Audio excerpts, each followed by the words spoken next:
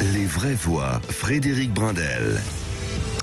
Allons-y, préparons-nous, n'hésitez pas, la consultation, le grand débat, ça va arriver. Je vous redonne la question. Le gain exceptionnel, 1,3 milliard de dollars gagnés au loto américain. Est-ce acceptable? Est-ce qu'on peut l'entendre? Qu'est-ce qu'on fait avec? Finalement, est-ce bien raisonnable au moment où il y a tant de pauvreté? Posons-nous la question et puis imaginons ce qu'on peut faire.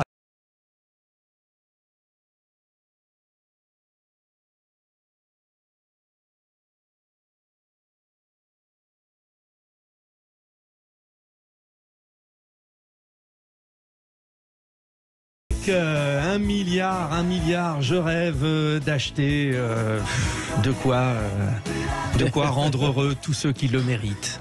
De quoi devenir irraisonnable. Bon alors, parlons-en. C'est vrai, il y a donc eu un vainqueur du gros lot méga millions aux États-Unis.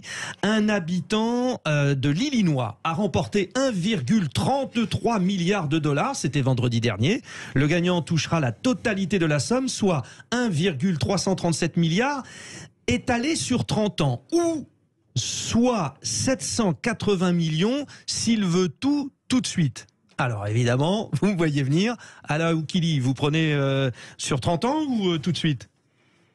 Il me semble que je prendrai tout de suite. Oui. Oui, tout de suite, parce que bon, je peux mourir ah non, dites pas ça. 3 ans après, et puis qui garde l'argent à force de Corinne Tapiero, qu'en pensez-vous? Moi, je pense que je prends tout de suite, à moins que je mette le ticket au nom d'un de mes enfants. Alors bon, après, ça devient tout de suite compliqué. Absolument. Et Morad? Alors en fait, je crois qu'il y a une petite erreur, parce qu'aux États-Unis, c'est imposable. Donc en fait, contrairement à la France, quand vous gagnez, peut-être, je ne sais pas si on a fait 1 milliard d'euros, mais là-bas, en gros, moi j'ai vu là, justement, en 2018, une femme qui avait gagné encore plus. Sur le papier, on parlait de 1 milliard 537 millions. Ou aux États-Unis, aux États-Unis, après le paiement des impôts, il ne lui restait plus que 400 millions. C'est tout. Donc ça veut dire que, en fait, on est quand même là dans une vraie supercherie à l'américaine. En France, quand on vous annonce une victoire, enfin un lot, un gain à 200 millions par exemple, vous avez 200 millions. Alors qu'aux États-Unis, c'est imposé. Bon. C'est alors vous savez que comme un revenu. Et donc l'État a tout intérêt à ce que quelqu'un gagne, parce que leur poche, ça part du gâteau. Alors beaucoup plus, puisque sur 1,537 milliards, elle ne poche que 400 millions, ça veut dire un quart. Vous nous faites du calcul en direct, on dirait Krasuki annonçant 75% des gains, c'est énorme. C'est ignoble. Bon, vous savez que ce jackpot était en constante augmentation depuis 3 mois, puisque personne n'avait réussi à trouver les 6 chiffres. Et au départ, donc, les chances de victoire étaient de 1 sur 303 millions. C'est dire que le vainqueur dans l'Illinois a quand même été très fort. Alors, on va en reparler, ça fait partie du débat, mais c'est vrai que s'il y a un taux d'imposition important, ça permet de redistribuer. Alors, évidemment, si l'État américain avait l'habitude de redistribuer pour aider au niveau social, ça se saurait. Mais donc, à qui profite le crime? Il y avait eu quand même la proposition d'Obama avec l'Obamacare à l'époque, faut pas l'oublier. Bien sûr. Même si malheureusement, ça n'a jamais été au bout. Accueillons en tout cas Elsa Laurent. Elsa Laurent, psychologue clinicienne, addictologue et hypnothérapeute. Est-ce que vous êtes avec nous, Elsa Laurent? Oui, bonjour, je vous suis, je suis là. Bien. Alors déjà, notez que lorsqu'on évoque la question du gros gain au loto, ça fait tout de suite rêver. Ça agit sur toutes les consciences. On est tous égaux devant le plaisir de gagner de l'argent, chère Elsa Laurent. On est tous égaux devant le fantasme de gagner de l'argent. Après, est-ce qu'on est égaux devant le plaisir? Ça, c'est plutôt une autre question. Mais effectivement, on rêve. Oh, c'est joli, ça. Que l'argent, on l'imagine tous comme une issue de secours, oui. Mais... Bon, bien sûr, il y a des dangers. À plusieurs niveaux. On va peut-être les décortiquer avec nos vraies voix qui ont des questions à vous poser. Je vous pose peut-être la première. Première question sur les dangers, c'est on peut perdre la tête à se voir devenir milliardaire d'un seul coup. Ah oui, je pense que c'est même inhumain d'une certaine façon, parce que c'est gagner une somme folle et puis sans avoir rien fait. Donc il y a quand même la question de la culpabilité, du syndrome un peu de l'imposteur. Est-ce que je suis légitime d'avoir gagné cet argent? En plus, ce qui est terrible dans le loto, c'est qu'on gagne l'argent que d'autres ne gagnent pas. Donc se pose quand même la question de son droit à gagner l'argent des autres. Ouais.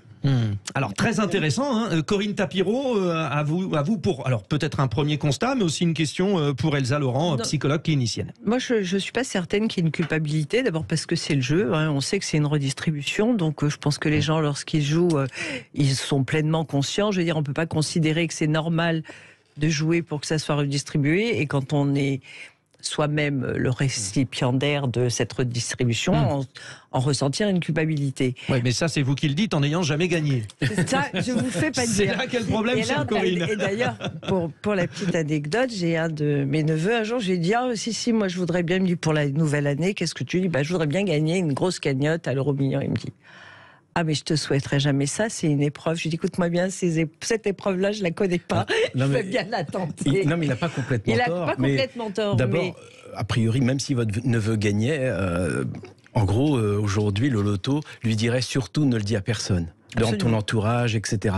Parce d'abord, je crois, aujourd'hui, on l'oublie quand même que le loto a décidé d'accompagner les gagnants. Pourquoi? Avec des psychologues. Parce qu'en fait, il y a eu dans l'histoire, et je pense que Elsa Laurent peut le confirmer, des psychologues, etc., qui sont là pour accompagner les joueurs. Parce que c'est vrai qu'il n'y a rien de rationnel là-dedans. Gagner un milliard comme ça du jour au lendemain, si en plus on médiatise votre gain, automatiquement vous allez voir tous les parasites, tous ceux qui... J'ai plein de nouveaux amis. Ce téléphone qui ne sonnait plus alors que j'attendais une offre d'emploi. Mais tout le monde m'appelle, mais j'ai plus besoin de travailler. Exactement. Et donc c'est vrai qu'aujourd'hui en France, le loto vous accompagne les gagnants, et c'est tant mieux parce que on a tellement eu... moi j'ai à Bordeaux un boucher qui a gagné au loto, qui du jour au lendemain est devenu l'homme le plus beau, pas seulement du quartier mais de la ville, parce que tout le monde le sollicitait, etc. À un moment, il est devenu schizophrène, il a perdu pied. Enfin, je pense qu'Elsa Laurent peut peut-être répondre à, justement, est-ce qu'on a en France vraiment un accompagnement comme le disent les gens du loto? Elsa Laurent. Oui, il y a un vrai accompagnement, et d'ailleurs, on disait négatif, c'est-à-dire peut-être d'une certaine, alors je ne vais pas dire dépression, mais on va dire qu'après l'euphorie du moment, il peut y avoir des syndromes un peu dépressifs, parce que après avoir obtenu tout ce qu'on désirait dans la vie, voilà quoi, désirer quoi manquer quand on n'a plus de manque, enfin quoi désirer quand on n'a plus de manque. Mais donc ça, c'est l'accompagnement, je dirais, plus psychologique, mais il y a aussi un accompagnement positif pour aider en fait les nouveaux gagnants à investir dans des projets en fait, et les accompagner dans ces projets qui peuvent être des projets solidaires, souvent humanitaires, donc il y a aussi sur le plan, je dirais, plus entre guillemets matériel et financier, un accompagnement réel. Bon, là, pardon Corinne, mais tout le monde est en train de se dire, alors je pense aux auditeurs de Sud Radio, là, qui pour l'instant disent non, ce n'est pas acceptable à 53% de gagner autant. Oui, on va en reparler, parce que ça c'est la deuxième partie, mais c'est vrai qu'en écoutant Elsa Laurent, on se dit, j'aimerais bien avoir ce problème. Pour le coup, l'expression c'est un problème de riche se pose là. Oui, mais en même temps, psychologiquement, pour les joueurs qui tentent leur chance, je pense qu'Elsa Laurent, là aussi, c'est important pour eux de se dire, tiens, je vais acheter un billet, j'ai peut-être une chance de gagner. Quelque part, ça leur donne de l'espoir dans une vie qui finalement est peut-être un peu désœuvrée. Enfin, je sais pas, mais c'est aussi ça. Je pense qu'il y a quand même ce côté qu'il ne faut pas négliger. Elsa Laurent, la question de l'espoir, mais qui risque de glisser sur la question de l'addiction. Exactement. Voilà, j'allais vous en parler, parce qu'en fait, c'est le fonds de commerce de la Française des Jeux. Évidemment, c'est l'achat du ticket qui nous donne une porte d'entrée vers un fantasme, et finalement, ça crée une certaine euphorie, ça crée du plaisir dans la journée, de l'excitation. Et d'ailleurs, c'est plus ça qui est recherché au bout d'un moment chez les vrais addicts au jeu que la perspective de gagner. Et souvent, d'ailleurs, les addicts au jeu sont complètement endettés et font n'importe quoi de leur argent une fois qu'ils ont gagné. Alors, je ne parle pas des grands gagnants au loto, mais disons des des addicts plus normaux, quoi. Il y a effectivement, alors ça a été évoqué là ces dernières heures dans l'actualité, eu un cas de quelqu'un qui s'est ruiné alors qu'il avait eu un gros gain au loto. Ala Oukili. Oui, alors il y a le risque de la malgestion et puis de tomber dans l'extravagance, c'est parfaitement normal. Mais il y a aussi ces personnes dont on entend parler un petit peu de plus en plus ces dernières années. Regardez par exemple en décembre 2020, un Français a gagné 200 millions d'euros. Et puis le Parisien nous a rapporté quelques semaines plus tard qu'il a pratiquement tout légué à une association pour l'environnement qu'il a fondé lui-même, et le seul plaisir qu'il s'est offert avec ces 200 millions d'euros, c'est une maison secondaire. Voilà. J'ai entendu parler également d'un autre couple qui avait gagné pour la deuxième fois avec le même numéro. C'est pas vrai. Et qui s'était offert également une maison secondaire. Ils ont changé de voiture et puis basta. Ouais. Voilà. Donc. Mais la française des jeux a compris ça, puisqu'aujourd'hui, ils donnent du sens aussi aux jeux, en mettant par exemple le loto du patrimoine. Vous participez donc à la loterie, mais un loto citoyen. Un loto citoyen. J'espère que Stéphane Bern ne nous entend pas, parce qu'il attendait beaucoup plus de ce loto du patrimoine. Je crois qu'Elsa Laurent voulait réagir. Alors bon, pour nos auditeurs de Sud Radio, qu'ils comprennent bien, non, bien sûr les vraies voix sont en studio, et puis nous... Elles n'ont pas gagné. Elles n'ont pas gagné, et nous faisons appel à notre référente, Elsa Laurent, qui elle est en liaison en duplex, alors je sais pas, par Skype, enfin bref, on s'en fiche, mais vous vouliez parler, ça a coupé un petit peu, et je crois que vous vouliez réagir à ce qu'a dit Ala Oukili, donc Elsa Laurent. Oui, je voulais réagir à ce que vous disiez parce que je trouvais que c'était très intéressant et on a du mal à l'imaginer, mais c'est vrai que quand on gagne une somme comme ça immense, il y a presque une espèce de tension qui se crée par rapport alors à la fois à son rapport au plaisir et à la culpabilité, qui fait qu'on a besoin presque de liquider tout cet argent parce que ça crée un inconfort, un malaise, un sentiment de culpabilité, et c'est là qu'on voit effectivement des gens à la fois peut-être placer tout leur argent pour ne plus avoir à poser la question sur la table tous les jours, ou à carrément rentrer dans des mécanismes de sabotage, c'est-à-dire acheter n'importe quoi et tout liquider très très rapidement. Sur Elsa Laurent, sur l'addiction, je vous donne la parole après, Corinne Tapiero, mais on a évoqué l'addiction. Ala Oukili dit il y a des risques, tout le monde le dit. Est-ce que on a un profil type de celui qui peut craquer à quel moment on joue? Moi, il m'est arrivé, alors je suis pas du tout joueur de loto, mais de temps en temps, je dis à ma femme, il faut qu'on joue. Alors qu'à chaque fois, elle dit, tiens, on joue, mais moi je dis, on va pas gagner, ça m'énerve de perdre. Est-ce qu'il y a dans le mécanisme un moment de la vie, un moment de l'année, un moment tout court, où on a plus envie de jouer que d'autres, Elsa Laurent? Alors, je vais parler pour l'instant des jeux d'argent parce que là, c'est de ceux dont on parlait, et donc de l'addiction aux jeux d'argent. Donc, être addict, ça veut dire, dans l'ancien français, être redevable d'une dette. Donc, en général, les patients qui sont addicts aux jeux d'argent se sentent effectivement redevables de quelque chose et vont avoir besoin de se punir, ou en tout cas de léguer une part de leur investissement, donc de leur énergie, de leur argent, à quelque chose qui va en fait les punir. Donc c'est du vrai sabotage, l'addiction au jeu d'argent, et c'est assez terrible de voir d'ailleurs jusqu'à quel point la société s'en sert pour nourrir la Française des jeux.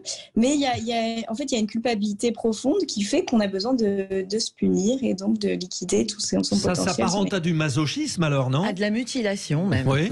Voilà. Il y a des couples qui se sont déchirés. Elsa Laurent, masochisme. Ce qui est terrible, c'est que c'est du masochisme, mais qui a des dommages collatéraux parce que les premiers touchés sont les membres de la famille. Parce qu'on dilapide l'argent du foyer, du ménage, et on se rend dans des dettes impossibles, parce qu'après, c'est plus que le seul addict qui est concerné, c'est toute la famille. Corinne Tapiero? Oui, moi je me pose la question de savoir, un gros gagnant comme ça, il n'a pas un syndrome de désœuvrement à un moment donné, parce qu'une fois qu'il a acheté tout ce dont il pouvait rêver et qu'il n'a plus de rêve, parce que ça doit bien arriver à un moment donné, est-ce qu'il arrive encore à avoir une activité? Oui, est-ce que ça sert de travailler? Ça dépend des profils. Oui. Elsa Laurent? Oui, Oui, ça dépend des profils. Ce qui est certain, c'est qu'il y a une phase d'euphorie totale au début, presque, je dirais, un syndrome un peu maniaque. Et puis ensuite, une fois, comme je disais tout à l'heure, une fois qu'on a tout ce qu'on désire, ça pose la question de l'être. Qu'est-ce qu'on est? Quels sont nos vrais désirs au-delà du matériel? Et c'est vrai que le biais de l'être humain, c'est de penser qu'on résout ces problématiques internes par des considérations matérielles ou financières. On se sent en insécurité et on se dit, le jour où je serai riche, j'aurai confiance en moi, je me sentirai bien dans ma peau. Et puis en fait, le fait que ça n'arrive pas, c'est là où effectivement il y a un idéal qui chute et qui peut avoir un revers sur la personne. Alors, on se retrouve dans un instant. Restez bien autour de la table. Vous aussi, les auditeurs de Sud Radio, c'est passionnant. Réfléchissez bien à ce que vous allez faire de votre milliard 3. On revient tout de suite. Vous continuez de voter sur le compte Twitter. Est-ce acceptable 1,3 milliard de dollars gagnés au loto? Ça discute beaucoup, ça rêve aussi beaucoup, c'est normal. 1,3 million de dollars gagnés au loto américain, est-ce acceptable? Vous dites non à 51%, 51 contre 49. Ça prouve bien que les avis sont partagés. Nous avons surtout abordé la question de la gestion psychologique de ce genre de gain avec Elsa Laurent, psychologue clinicienne, addictologue et hypnothérapeute qui est avec nous et qui le reste. Et puis nos trois vraies voix, Morad Aïtabouche, Corinne Tapiero et Ala Oukili. Juste un mot quand même avant d'aller voir notre psychologue, mais dites-moi les vraies voix. Sur l'aspect éthique, on met autant d'argent quand on sait que autant d'argent, ça ferait vivre peut-être autant de personnes dans le monde. Ça fait bizarre aussi, non? Ala Oukili. Alors, moi je trouve ça un peu facile aussi de se concentrer sur le particulier quand on voit... Vous êtes en train de m'appeler Frédéric Bisounours, c'est ça? Mais pas du tout, mais je dis juste qu'effectivement, des montants faramineux de ce type dilapidés en un quart d'heure à la bourse, c'est du commun aujourd'hui. Donc, moi ça me choque pas autant, sachant que les États-Unis c'est quand même un très grand pays avec une grande population. On peut pas avoir ce montant-là, par exemple, au loto en France, pas possible parce que Même avec l'euro-million, il y a une histoire de milliards. L'euro-million ont limité. Ouais, et on limitait le montant. Alors, ils ont limité le montant. C'est bien qu'il y avait une raison. Oui, mais on est quand même au pays. On est monté à 230 millions, 270 millions quand même. Corinne Tapiero. Je crois que c'est monté jusqu'à 270 millions, un truc pharaonique. Absolument. Mais vous, ça vous choque ou pas autant de milliards? Moi, ça me choque pas du tout. Non. Vous aimez l'argent? Non, je plaisante. Je plaisante, Corinne. Non, mais je veux dire, c'est un jeu. C'est comme quelqu'un qui va gagner dans un casino un jackpot évolutif. Il le gagne. Je veux dire, si à chaque fois on réfléchit à combien de petits biafrais, comme on parlait des biafrais à l'époque, on aurait pu nourrir avec un sac de riz, on va pas s'en sortir et on n'apporte aucune réponse ni à la pauvreté. Ni à la gestion d'un capital comme celui-là. D'autant que c'est un système économique en fait qui se met en place. Alors ça génère aussi des emplois, mais le gros gain vient du fait du nombreux investissements. Mais on parlait de la Française des Jeux tout à l'heure et je parlais en tout début d'émission du Tour de France féminin. La Française des Jeux est sponsor d'équipes professionnelles. Elle entretient, enfin elle est présente en partenariat. Oui, elle redistribue. On l'appelait d'ailleurs la seule entreprise d'État à l'époque qui en fait fabriquait, faisait du bénéfice. Et c'est pour ça qu'on s'était tous indignés quand on a décidé de privatiser. Ou comme le loto belge, qui est aussi très sponsor dans le sport. Absolument, en Espagne. Morad Aïtabouche, Non, je partage le point de vue de tout le monde ici sur cette table pour une simple et bonne raison, c'est qu'en fait c'est pas comparable, quoi. Je pense que c'est une chance. Enfin, je veux dire, pour moi, il y a même pas de question autour de cet argent. Qu'est-ce qu'il faut en faire? C'est de toute façon une personne qui gagne et puis tant mieux pour elle. Enfin, franchement, le reste, c'est pas. En revanche. En revanche, s'il y a effectivement des impôts sur ce gars... Oui, mais c'est ça qui est intéressant. Parce que, voilà, moi j'aimerais bien savoir où va l'argent de ces impôts. J'aimerais bien qu'effectivement, moi je suis pour la transparence des impôts depuis très très longtemps. J'aimerais vraiment qu'on nous dise, voilà, l'argent a servi à ça, y compris au niveau de chaque citoyen quand il paye ou chaque entreprise quand elle paye. Et je pense que ça serait beaucoup plus transparent pour le loto, plus facile. Et idem pour le loto. Donc celui qui gagne, tant mieux. Enfin, franchement, moi je suis plutôt content. La vraie question aujourd'hui, c'est en fait la publicité que fait la Française des Jeux autour de ces jeux eux-mêmes, parce que ça devient quelque part, on parlait d'addictologue, non, ou plutôt d'addiction. Et moi, je ne sais pas si on peut interdire, par exemple, quelqu'un qui jouerait énormément. Est-ce que, comme au casino... C'est le cas. Attention, c'est le cas. Ne dites rien de votre vie. Alors, sur l'application de la Française des Jeux, c'est le cas. Vous êtes limité à un certain montant et on vous demande même si vous avez besoin d'aide et pour recharger. Quand vous rechargez votre compte, vous êtes limité à un certain montant. Peut-être une dernière question pour conclure ce débat qui est totalement passionnant. On parlait d'addictologue, nous en avons une, Elsa Laurent. La notion d'accompagnement, ça veut dire quoi? La bonne réaction quand on gagne, demain, admettons, allez, demain je gagne 200 millions d'euros. Par exemple, voilà, je me fais du bien, plaisir, là. Qu'est-ce que vous me conseillez? Qu'est-ce que vous me conseillez de faire, Elsa Laurent? De nous inviter au restaurant déjà. Au-delà de ça, Elsa Laurent. Écoutez, je pense qu'il faut prendre le temps, ne pas prendre de décisions trop hâtives. Je dirais qu'il faut essayer de se recentrer sur justement ses propres désirs, sur quel est le sens de sa vie. Puisque finalement, c'est quand même, malgré les difficultés qu'on évoque, une occasion rêvée d'incarner un vrai désir et de se donner les moyens. Et je pense que ce qui est vraiment compliqué pour le coup, pour ces personnes, c'est l'entourage en fait. Donc c'est vraiment essayer de garder la tête sur les épaules grâce aussi à son entourage et qui garde les mêmes valeurs. Parce que ce qui est compliqué, c'est le renversement des valeurs. Souvent, les personnes, pas toujours évidemment, mais souvent les personnes qui jouent au jeu d'argent, en tout cas qui jouent beaucoup, des personnes qui sont d'un milieu plutôt défavorisé. Et donc, on renverse complètement ses propres valeurs et ça peut être difficile. Et on peut se sentir isolé de sa famille. Donc, je dirais qu'il faut essayer d'être le mieux entouré. C'est le meilleur conseil que je puisse donner.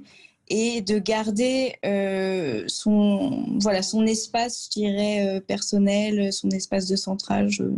Je pense que c'est important. Elsa Laurent, merci vraiment de nous avoir apporté votre savoir-faire. J'ai l'impression que je suis addict maintenant à vos explications. Il faudra revenir sur Sud Radio et il faudra m'expliquer pourquoi je suis addict.